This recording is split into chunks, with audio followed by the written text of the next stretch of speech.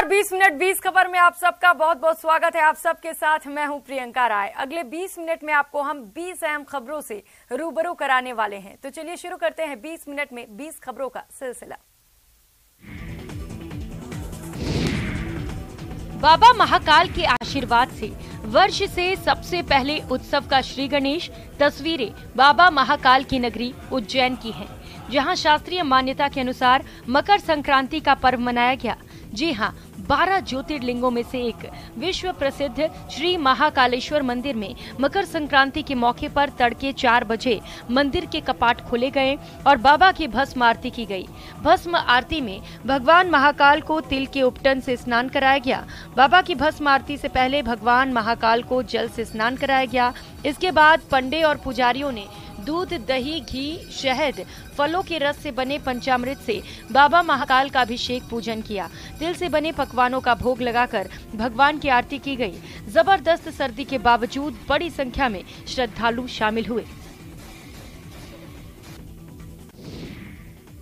धर्मनगरी हरिद्वार में मकर संक्रांति पर बड़ी संख्या में श्रद्धालुओं के पहुंचने का सिलसिला शुरू हो गया। सुबह तड़के से ही बड़ी संख्या में श्रद्धालु स्नान के लिए गंगा घाटों पर पहुंचने लगे। श्रद्धालु गंगा मैया के जयकारों के साथ डुबकी लगाते दिखे। हरिद्वार में हर की पैड़ी पर भी बड़ी संख्या में श्रद्धालु सुबह से ही घाटों पर पहुँचने लगे और विधि विधान से आस्था की डुबकी लगाई। श्रद्धालुओं की भक्ति के आगे कड़ाके की सर्दी भी पानी मांगती नजर आई। गौरतलब है कि हिंदू धर्म में मकर संक्रांति के अवसर पर मां गंगा में स्नान और दान पुण्य को बेहद अहम माना जाता है। मकर संक्रांति पर साल का पहला सबसे बड़ा गंगा स्नान माना जाता है। इस दिन से सूर्य दक्षिणायन से उत्तरायण हो जाते हैं, इसलिए ये स्नान बेहद अहम हो जाता है। गंगा स्नान के बाद खिचड़ी, तिल, वस्त्र आदि का दान किया जाता है, जिसका कई गुना फल प्राप्त होता है। मकर संक्रांति के अवसर पर हरिद्वार जिला प्रशासन ने भी खास तैयारियां की हैं। आज बाबा भोलेनाथ की नगरी देवघर के बैद्यनाथ धाम में मकर संक्रांति मनाई जा रही है। पुरानी परंपरा रही है कि प्रातः कालीन पूजा में सबसे पहले बाबा भोलेनाथ को तिल, गुड़, दही और चूड़ा का भोग लगाया जाता है। इसके बाद ही लोग अपने घरों में मकर संक्रांति मनाते हैं। आज सुबह से ही भक्त बाबा मंदिर पहुंचने लगे। प्रशासन ने श्रद्धालुओं के सुगम दर्शन और जल अर्पण के लिए खास व्यवस्था की थी। पवित्र शिव गंगा में आस्था की डुबकी लगाने के बाद बाबा भोलेनाथ को तिल और दही चढ़ाया गया। माना जाता है कि इस दिन तिल चढ़ाने और दान पुण्य करने से बाबा भोलेनाथ की कृपा बनी रहती है और घरों में सुख शांति का आगमन होता है। बाबा मंदिर में आज बिहार, झारखंड ही नहीं बल्कि मध्य प्रदेश, उत्तर प्रदेश सहित दूसरे राज्यों से भी बड़ी संख्या में श्रद्धालु पहुंचते हैं। आपको बता दें कि आज से सूर्य उत्तरायण हो गया है, यानी अब ठंड का असर कम होगा और दिन धीरे धीरे बड़ा होता जाएगा। असम में फसलों की कटाई के बाद सबसे बड़े उत्सव भोगली बिहू की शुरुआत हो चुकी है। पुरुष बांस, पत्तियों और छप्पर से मैजिस यानी अलाव और भेलाघर यानी सामुदायिक रसोई बनाने में जुटे हैं। बिहू त्योहार कटाई के मौसम के अंत का प्रतीक है। ये असम में 1 सप्ताह तक चलने वाली दावतों के साथ मनाया जाता है। ये त्योहार गायन, नृत्य, दावत और अलाव से मनाया जाता है। उत्सव के रीति रिवाजों के अनुसार लोग भेलाघर में दावत के लिए तैयार भोजन खाते हैं और फिर अगली सुबह झोपड़ियों को जला देते हैं। विभिन्न प्रकार के पीठा, लारू, तिल, गुड़ तैयार किया जाता है। खुले धान के खेतों में दावतों की व्यवस्था की जाती है, जहां उम्र की परवाह किए बिना सभी क्षेत्रों के लोग त्योहार का आनंद लेते हैं। लोग पारंपरिक वाद्य यंत्र बजाते हैं, उत्सव के गीत गाते हैं और पारंपरिक खेल भी खेलते हैं। लोग आग के देवता की भी पूजा करते हैं और आधे जले हुए जलाऊ लकड़ी के टुकड़े उठाते हैं और त्योहार को चिन्हित करने के लिए अगली भरपूर फसल के लिए दूसरे फलों के पेड़ों के बीच फेंक देते हैं।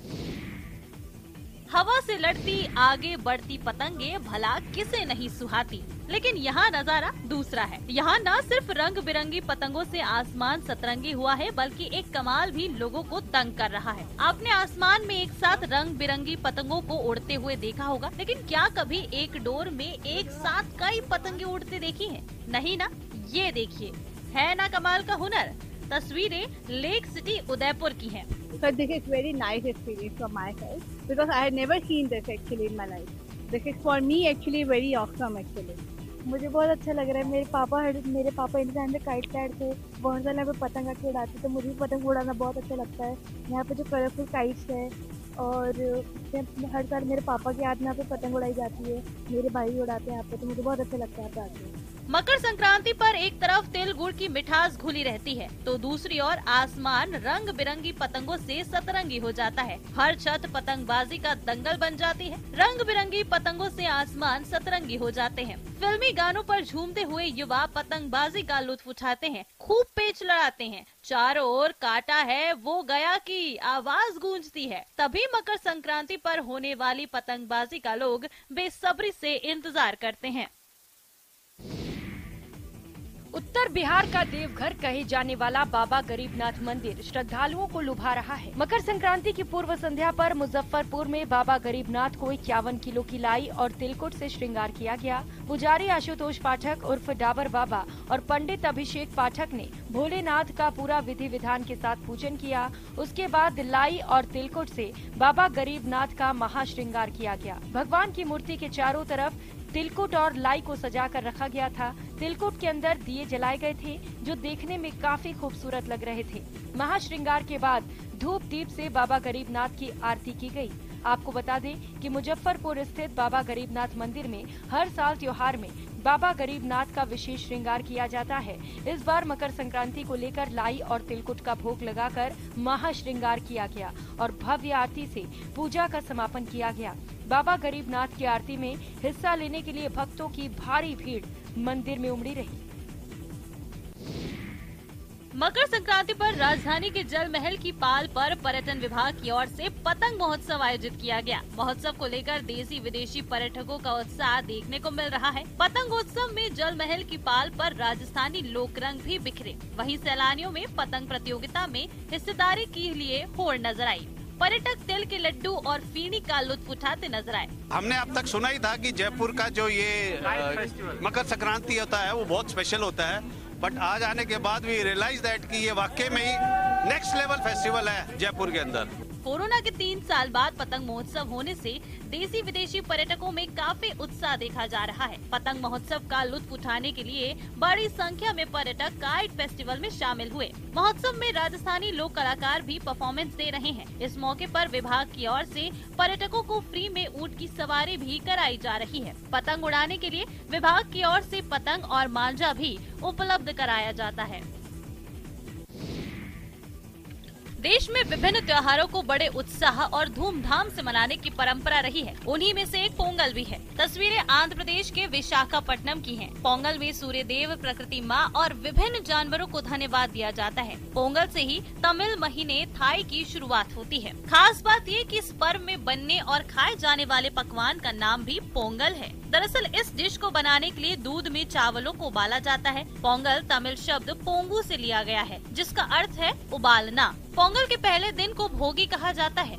इस दिन नए कपड़े पहने जाते हैं और घरों को सजाया जाता है। दूसरा दिन पोंगल का मुख्य दिन होता है और इसे सूर्य पोंगल कहा जाता है। इस दिन सूर्य देव की पूजा की जाती है। इस दिन रंगोली या कोलम बनाई जाती है। इसी दिन विशेष खीर भी तैयार की जाती है। पोंगल के तीसरे दिन को माटू पोंगल कहा जाता है। इस दिन माटू यानी मवेशियों की पूजा की जाती है। पोंगल के चौथे दिन को कन्नम पोंगल कहा जाता है। इस दिन समुदाय को महत्व दिया जाता है और संबंधों को मजबूत किया जाता है। परिवार वाले भोजन करने के लिए एक जगह एकत्रित होते हैं। बड़ों का आशीर्वाद लिया जाता है। तमिलनाडु स्थित मदुरई के अविनियापुरम गांव में रविवार को जल्लीकट्टू का आयोजन शुरू किया गया। आपको बताते चले, पोंगल के त्योहार के दौरान विशेष रूप से तमिलनाडु में मवेशियों की पूजा की जाती है। इसमें जल्लीकट्टू के नाम से का आयोजन आकर्षण का केंद्र रहता है। जल्लीकट्टू के खेल में एक सांड को भी भीड़ के बीच छोड़ दिया जाता है। इस खेल में वहां मौजूद खिलाड़ी अधिक से अधिक समय तक सांड के कुबड़ को पकड़कर उसे काबू में करने की कोशिश करते हैं।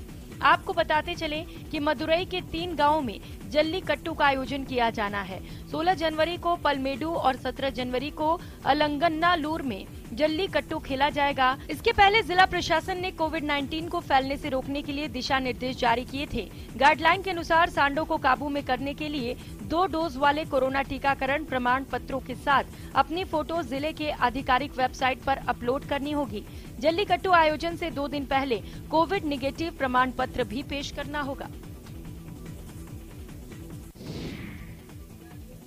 ये चाइना मांझा मत यूज करिए आप लोग, जितना हो सकता है आगे का मांझा यूज करिए। का काम करते थे, के बाद वाली साहब करे, वाली साहब के बाद हम लोग कर रहे। ज्यादा से ज्यादा तागे का मांझा यूज करिए, चाइना मांझे के हाथ से बहुत मर जा रहे थे, गले में आके गले कट रहे। अपील पर अमल कीजिए। पतंगबाजी के लिए चाइनीज नहीं बल्कि सूती धागे का इस्तेमाल कीजिए, क्योंकि चाइनीज मांझा न सिर्फ जानलेवा है बल्कि देसी कारोबारियों की कमर तोड़ रहा है। हैदराबाद में मांझे से जुड़े लोग परेशान हैं। उनकी परेशानी की वजह है कि लोग सस्ते होने की वजह से चाइनीज मांझे की ही डिमांड करते हैं और उनकी मेहनत और सलाहियत धरी रह जाती है। पतंगों की कीमतें आसमान छू रही हैं। 15 रुपए की पतंग अब 25 से 30 रुपए में मिल रही है। यही हाल मांझे का है, लेकिन ग्राहक इस सुनने के लिए तैयार नहीं है कि कच्चे माल की कीमत बढ़ने से कारोबारियों को मजबूरी में दाम बढ़ाना पड़ रहा है। आपको बताते चले कि चाइनीज मांझे के उपयोग और बिक्री पर प्रतिबंध के बाद भी पतंगबाजी में लोग इसका उपयोग कर रहे हैं। पुलिस प्रशासन के प्रयास नाकाफी साबित हो रहे हैं। दुर्घटनाओं का सिलसिला जारी है। किसी का गला तो किसी की नाक कट रही है। लोग गंभीर रूप से घायल हो रहे हैं। इसलिए अपील पर अमल जरूर कीजिए। ना कोई गोल पोस्ट होता है और ना ही कोई रेफरी, लेकिन 60 किलो वजनी दड़े को हुबहू फुटबॉल की तरह खेलते हैं। मकर संक्रांति पर प्रदेश के कई गांवों में ये विशेष खेल खेला जाता है। इसमें वेस्ट कपड़ों से बनी गेंद तैयार की जाती है, फिर इसे लोग फुटबॉल की तरह पैरों से आगे धकेलते हैं। इस खेल के जरिए हर नए साल कैसा रहेगा इसकी भविष्यवाणी भी की जाती है। टोंक जिले के आवा कस्बे में हर साल मकर संक्रांति पर रियासत काल से खेले जा रहे दड़ा महोत्सव का आयोजन किया गया। हजारों लोगों ने बड़े उत्साह के साथ हिस्सा लिया। अनोखे अंदाज के साथ खेले जाने वाले दंगल ने लोगों को इस बार सुकाल होने का संकेत दिया। वहीं दड़ा खेल की ओर से सुकाल होने का संकेत देने के बाद हजारों ग्रामीणों में खुशी की लहर फैल गई। इस बॉल के लिए ऐसी किंवदंती कहते हैं कि बॉल अगर आवा गेट की तरफ जाती है, दूनी गेट की तरफ, तो सुकाल आता है और दूसरे गेट की तरफ जाती है तो अकाल आता है। तो गांव की आपस में एक पारंपरिक एक महोत्सव है। ये बड़ा ही प्रेम, सौहार्द और कंपटीशन की भावना के साथ में, स्वस्थ कंपटीशन की भावना के साथ में इस खेल का आयोजन किया गया है। मकर संक्रांति के मौके पर पूरे देश में पतंगबाजी का रिवाज रहा है। लोग इस दिन तैयार होकर मैदान या फिर अपने घर की छतों पर जाकर पतंग उड़ाते हैं। आसमान में तरह तरह के पतंग देखने को मिलते हैं। इस साल मोदी और योगी पतंग की काफी डिमांड है। शहर से लेकर ग्रामीण इलाकों के लोग भी बड़े चाव से प्रधानमंत्री नरेंद्र मोदी और यूपी के सीएम आदित्यनाथ योगी की तस्वीर वाली पतंग खरीद रहे हैं। कटिहार में भी लोग अपने बच्चों के शौक को पूरा करने के लिए मोदी और योगी की पतंग की खरीदारी करते दिखे। बड़े तो बड़े, बच्चे भी अपने देश के प्रधानमंत्री की तस्वीर वाली पतंग को खरीदने में खास दिलचस्पी दिखा रहे हैं। दुकानदारों का भी कहना है कि वैसे तो हर तरह के पतंग की बिक्री हो रही है, पर मोदी और योगी की तस्वीर वाली पतंग को बच्चे काफी पसंद कर रहे हैं।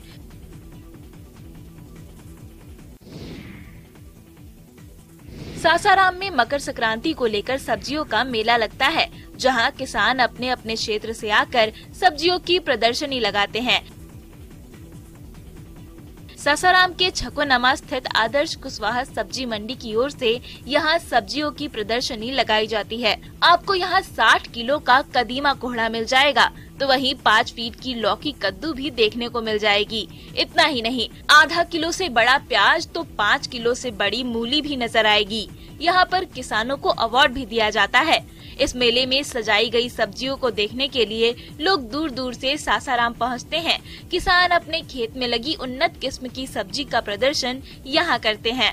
बता दें कि हर साल मकर संक्रांति के मौके पर आदर्श कुशवाहा सब्जी मंडी की तरफ से इस मेले का आयोजन किया जाता है, जहां किसान अपनी बेहतरीन फसल की प्रदर्शनी लगाते हैं। पूरे बिहार में इस प्रदर्शनी की खूब चर्चा होती है।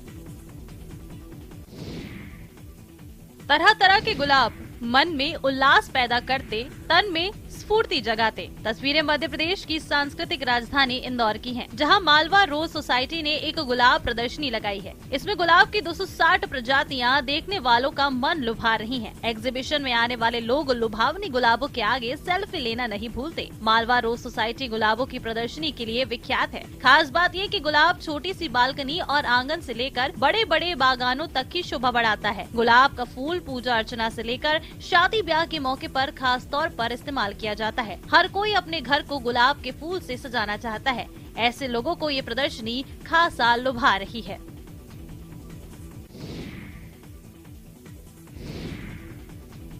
गुलाबी ठंड के बाद अब राजस्थान में सर्दी के तेवर सख्त होने लगे हैं। प्रदेश में सर्दी का सितम बढ़ता जा रहा है, जिससे प्रदेश के कई इलाकों में तापमान जमाव बिंदु से नीचे है। कड़ाके की सर्दी से खेतों और मैदानों में बर्फ की परतें जम गई हैं। शेखावटी अंचल में सर्दी ने सारे रिकॉर्ड तोड़ दिए हैं। सीकर जिले के फतेहपुर मौसम केंद्र पर रविवार सुबह का तापमान -4.7 डिग्री सेल्सियस दर्ज किया गया। सुबह सुबह खेतों में बर्फ की चादर नजर आई और रात को फसलों में पानी जमा हुआ नजर आया। हिल स्टेशन माउंट आबू कड़ाके की ठंड से थर-थर कांप रहा है। यहाँ रविवार को पिछले 20 वर्षों का रिकॉर्ड टूट गया। माउंट आबू में न्यूनतम तापमान रविवार को -7 डिग्री सेल्सियस दर्ज हुआ है। माउंट आबू में चारों ओर बर्फ जमने के ही दृश्य नजर आए। उदयपुर में ठंड का प्रकोप फिर से शुरू हो गया। गोगुंदा इलाके में -1 डिग्री सेल्सियस तापमान दर्ज हुआ। रविवार सुबह 6 बजे तक तापमान माइनस में था। झुंझुनू के उदयपुरवाटी इलाके के धनावता गांव में खेतों में फसलों पर सुबह बर्फ की चादर नजर आई।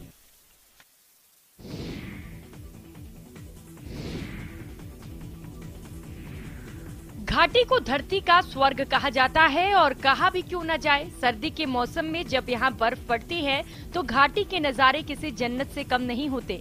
पिछले कुछ दिनों से जम्मू कश्मीर के कई हिस्सों में लगातार बर्फबारी हो रही है, जिससे घाटी में पर्यटकों की आमद बढ़ने लगी है। घाटी में हो रही बर्फबारी का लुत्फ उठाने के लिए सैलानियों की संख्या में काफी वृद्धि हुई है और इसी के साथ यहाँ बर्फ के मजे लेने के लिए फर जूतों की मांग बढ़ गई है। कश्मीर घाटी में अच्छी बर्फबारी हुई है, जिसने सर्दियों में फर जूते बेचने वाले दुकानदारों सहित दूसरे लोगों के चेहरे पर खुशी ला दी है। घाटी में जो लोग इस व्यवसाय से जुड़े हैं, वे सर्दियों में इन जूतों को बेचकर अच्छा मुनाफा कमा रहे हैं। इस जूते को फर बूट के नाम से भी जाना जाता है। बर्फबारी का आनंद लेने का मौका पाने के लिए गुलमर्ग और पहलगाम आने वाले पर्यटक भी अपने पैरों को गर्म रखने के लिए कड़ाके की ठंड से बचने के लिए श्रीनगर शहर में फर के जूते खरीद रहे हैं, ताकि वे आराम से अपनी यात्रा का आनंद उठा सकें।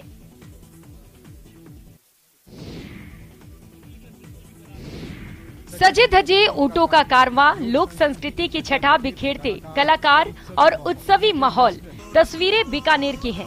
इंटरनेशनल कैमल फेस्टिवल के दौरान डॉक्टर करणी सिंह स्टेडियम में मिस मरवन और मिस्टर बीकाना प्रतियोगिताएं देसी विदेशी पर्यटकों के लिए आकर्षण का केंद्र रही। एक और जहां पारंपरिक वेशभूषा में सजे धजे रोबीले वीर रस से ओतप्रोत गीतों के साथ कदम ताल करते दिखे, वहीं नखशिख श्रृंगार के साथ युवतियों ने मिस मरवन प्रतियोगिता में भागीदारी निभाई। प्रतियोगिता में कोमल सिद्ध ने मिस मरवन का खिताब जीता, वहीं रविंद्र जोशी मिस्टर बीकाना चुने गए। इस प्रतियोगिता में बड़ी संख्या में युवक युवतियों ने हिस्सा भी लिया। राजस्थान में भीषण सर्दी के बीच न्यूनतम तापमान में भारी गिरावट देखने को मिल रही है। शनिवार को फतेहपुर में -3.5 डिग्री न्यूनतम तापमान दर्ज किया गया। वहीं रविवार को जोधपुर में ऐसी ठंड पड़ी कि बर्तन में रखा पानी तक जम गया।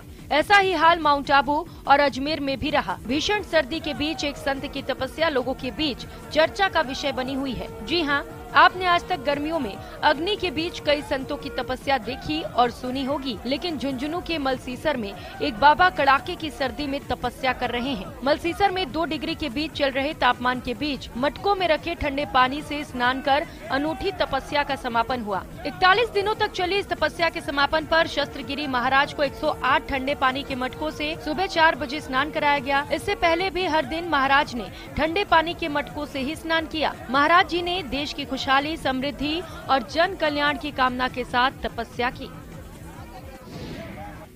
मुंबई के दादर रेलवे स्टेशन पर चलती ट्रेन में चढ़ने की कोशिश कर रही एक महिला प्लेटफॉर्म पर गिर गई, लेकिन तभी वो हुआ जिसकी किसी ने कल्पना तक नहीं की थी। वहां मौजूद आरपीएफ के एक जवान और एक यात्री ने आश्चर्यजनक तरीके से उसकी जान बचा ली। घटना का वीडियो सोशल मीडिया पर तेजी से वायरल हो रहा है। 28 सेकंड के इस वीडियो में दिखाई दे रहा है कि एक महिला सामान लेकर चलती ट्रेन में चढ़ने की कोशिश कर रही है। इसी दौरान महिला के पीछे एक शख्स भी ट्रेन में चढ़ने की कोशिश करता दिखाई दे रहा है। हालांकि जैसे ही महिला ट्रेन में चढ़ने की कोशिश करती है, उसका पैर अचानक से फिसल जाता है। तभी वहां मौजूद एक आरपीएफ के जवान और महिला के पीछे खड़े शख्स ने उसे पकड़ लिया और उसे प्लेटफॉर्म की ओर खींच लिया। इसके बाद उन्होंने महिला का तुरंत हाल जाना। फिलहाल घटना का वीडियो सोशल मीडिया पर वायरल हो गया है और लोग आरपीएफ के जवान की तारीफ करते नहीं थक रहे। बता दें कि इस तरह की घटनाओं के वीडियो पहले भी सामने आ चुके हैं, लेकिन लोगों की लापरवाही के मामले लगातार बढ़ रहे हैं, जो कि चिंता की बात है।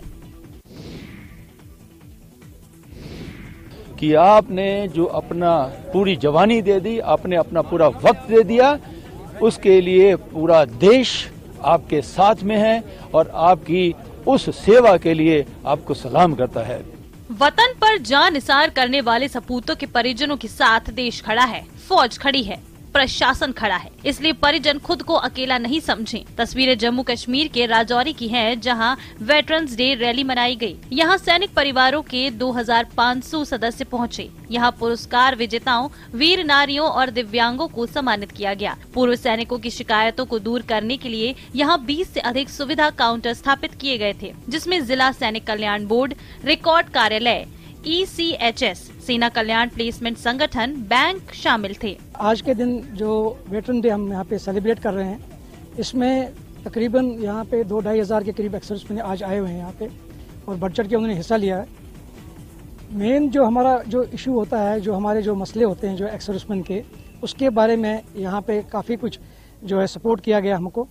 यहाँ पे हमारे पास में इन्होंने जो ऑर्गेनाइजेशन है यहाँ पे 25 डे, उन्होंने यहाँ पे काफी सारे स्टॉल्स लगा के रखे हुए हैं। आपको बताते चले कि राजौरी उन वीरों की धरती है जिन्होंने कभी भी पड़ोसी देश की साजिशों और नापाक मंसूबों को कामयाब नहीं होने दिया। लेफ्टिनेंट जनरल द्विवेदी ने राजौरी के 7वें वेटरन्स डे रैली के लिए प्रतिभागियों को शुभकामनाएं देते हुए कहा कि इसका मुख्य उद्देश्य केंद्र शासित प्रदेश में रह रहे पूर्व सैनिकों की समस्याओं का पता लगाना और प्रशासन की मदद से जल्द उनका समाधान करना है।